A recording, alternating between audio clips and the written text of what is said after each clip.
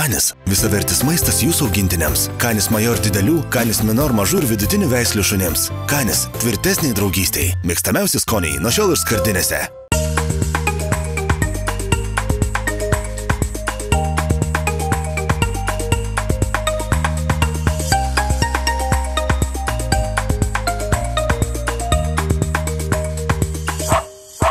Šiandien laidoje dailininko Vlado Ščepono nuostabusis realizmas, imtynės ir paslaptingas antikvaras. Paspaudži tą knopkytę, pradeda veikti visa sistema. O taip pat nauja keturkojų mada rubrikoje Švaros reidas. Spėjai nufilmuoti? Ne. Sveiki.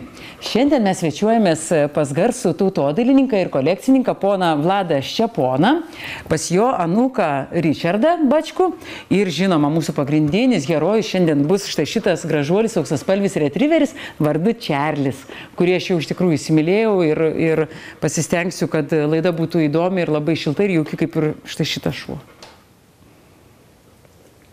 Taigi susipažinkite, šis gražus ir laimingas auksaspalvis retriveris Čarlis gyvena namuose, kur po vienu stogu gražiai sutarė net kelios kartos. Ričardo tėvai, seneliai ir net prosenelė. Mums atvykus ekskursiją po jaukius namus pravedė ir apie Čarlį papasakojo pats tautodailininkas, kolekcininkas ir garsus imtynių treneris ponas Vladas Ščeponas.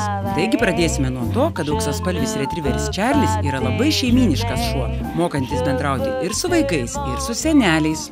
Čarlis arba auksaspalviai retriveriai, jie jaučia tą žmogų, jie pagodžia visada. Jie, gelbėja.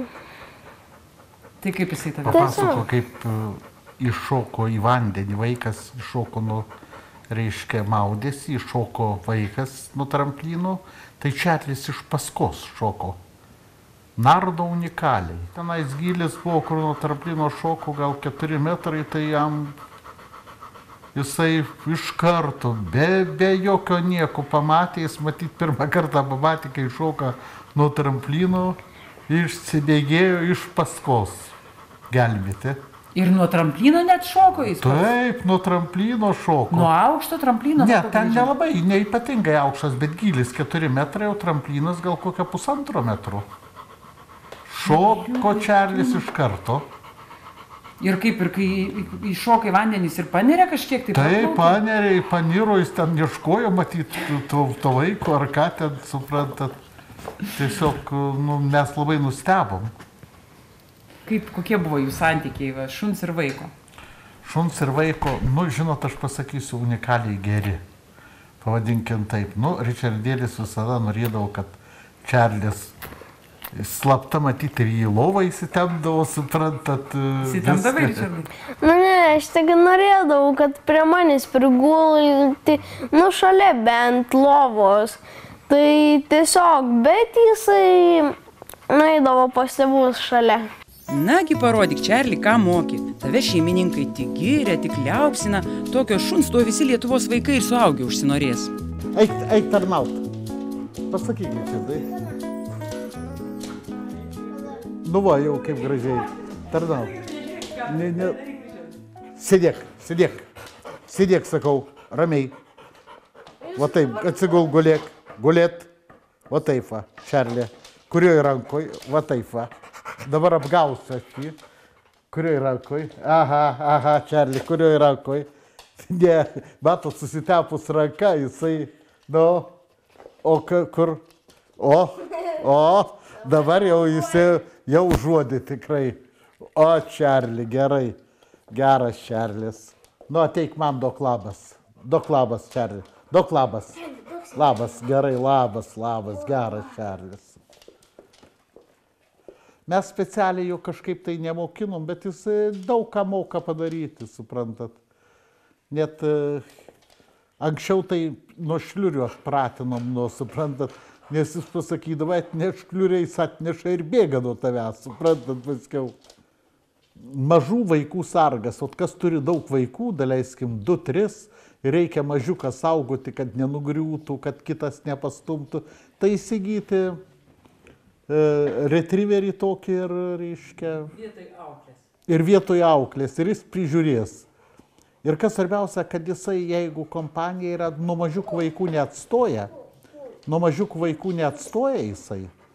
jisai jau kaip prisijima tą atsakomybę saugoti, taip ir saugo. Po reklamos žiūrėkite. Paspaudžiu tą knopkytę, pradeda veikti visa sistema. Bet jis pasirodo neina į mišką, o bėga kur kas pas žmonės baseinas yra.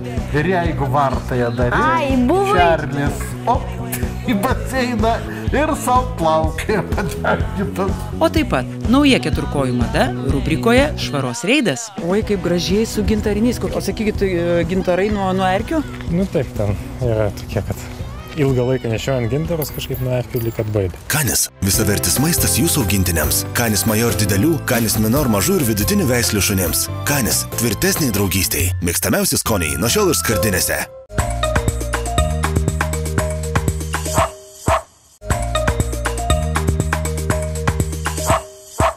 Jisai negali būti vienas. Pavyzdžiui, jau kokia jam nuobauda didžiausia, jeigu jis būna, reiškia, vienas, tai jau čia nuobauda.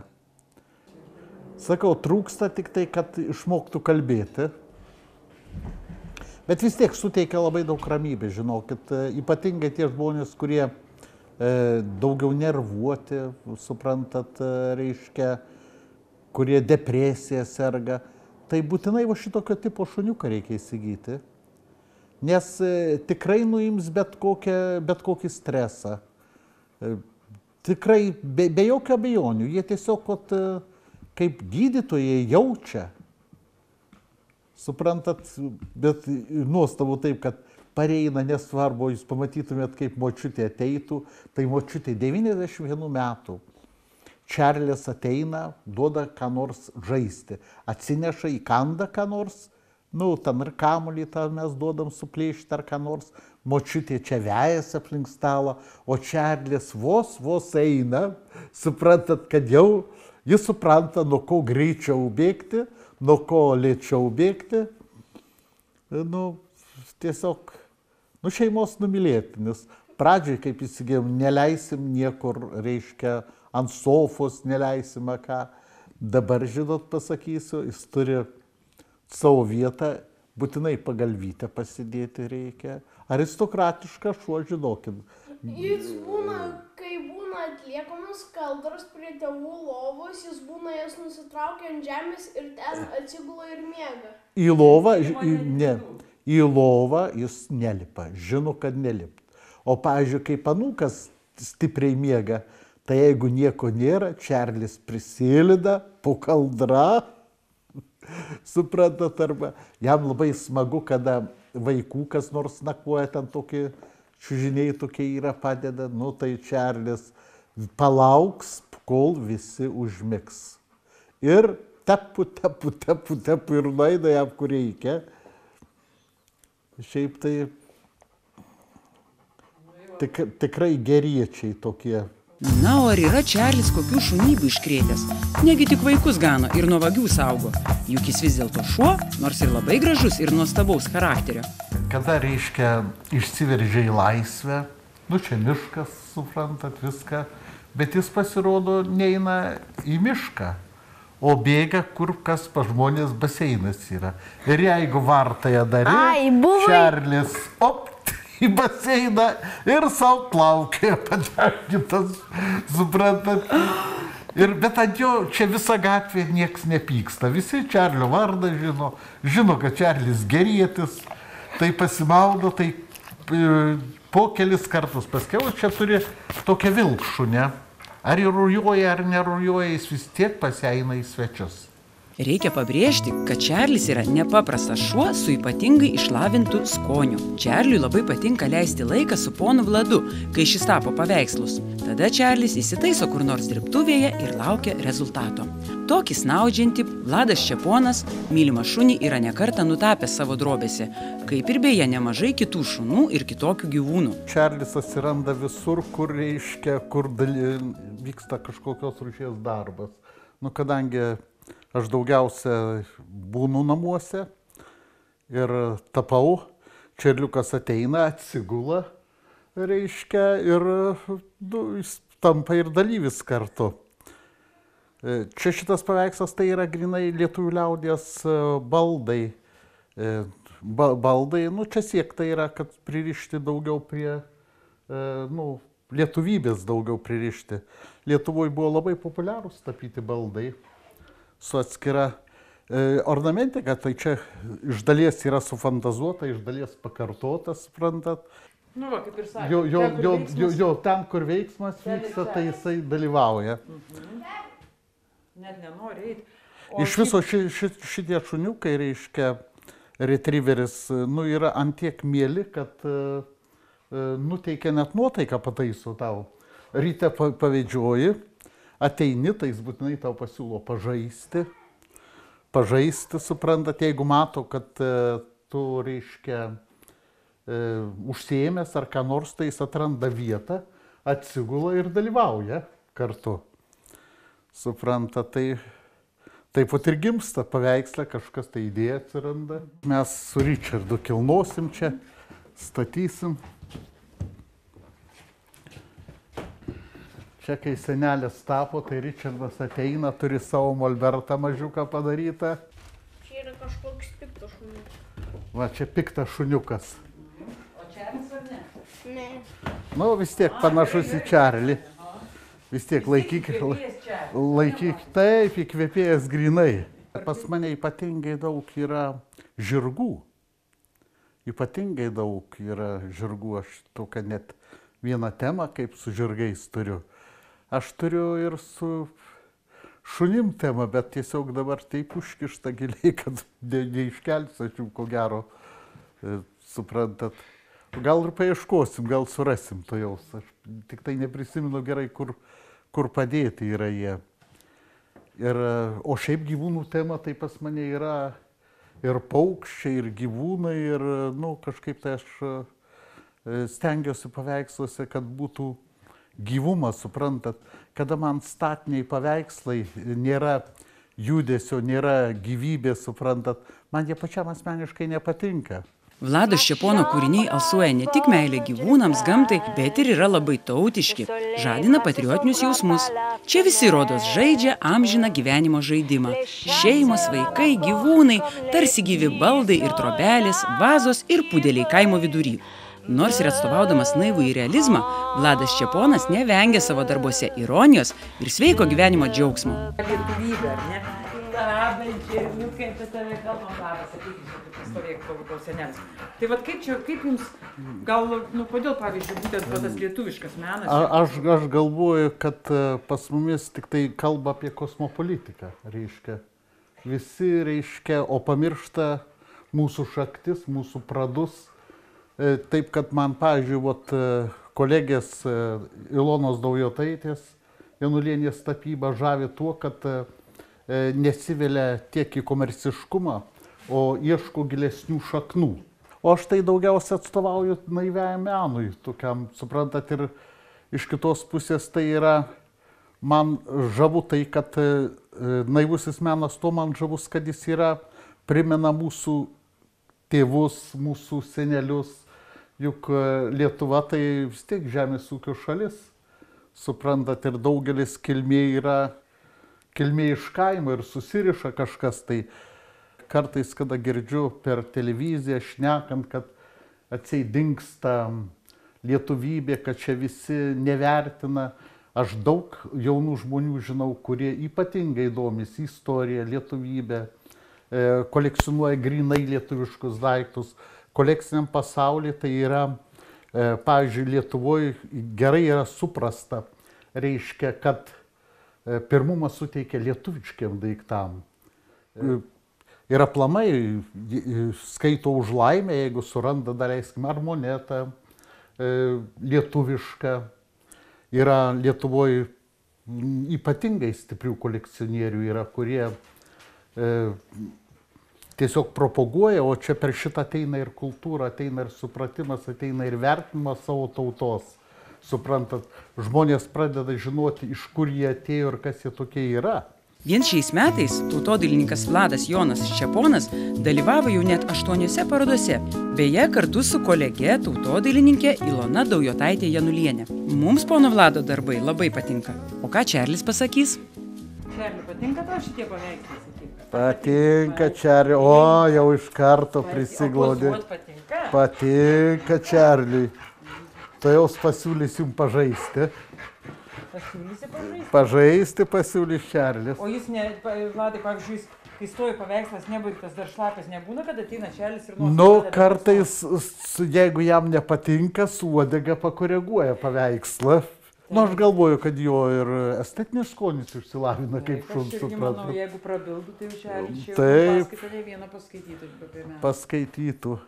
Ir aplamai aš pasakysiu, o šitos kilmės šunis tai rekomenduočiau visiems. Jie yra tiesiog, jeigu daleiskim močiutė nuliūdusi, tai Čarlis bėga pas močiutę.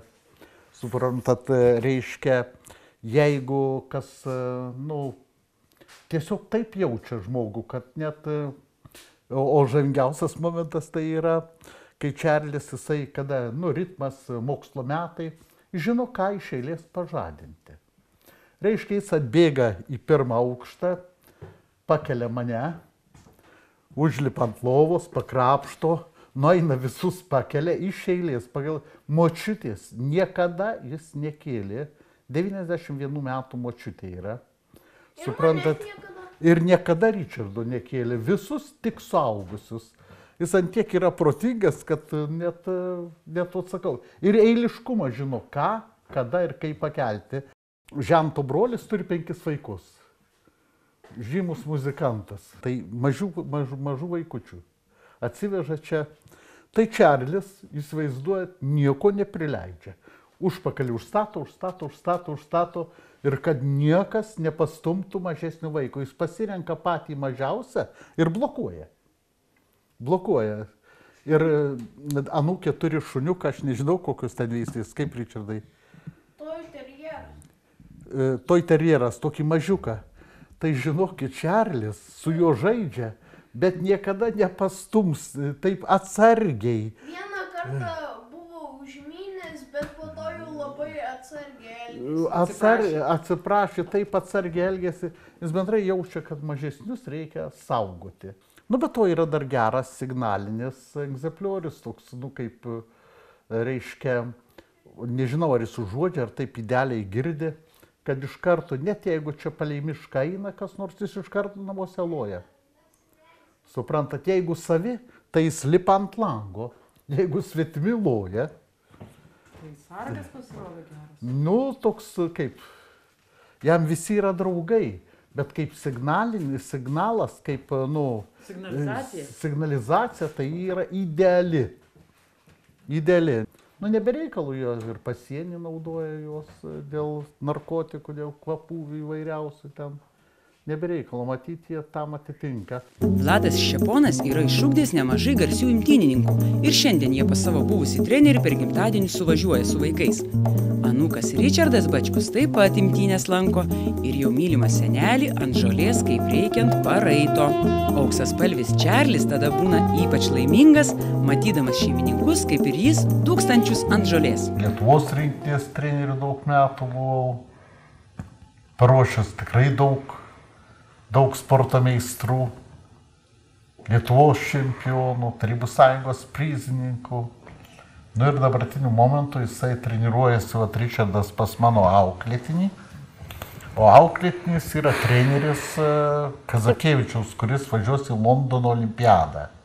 Aplamai sporte treneris privalo įskiepyti tiek tautiškumą, jeigu žino, kad sportininkas dėl ko jis kovoja.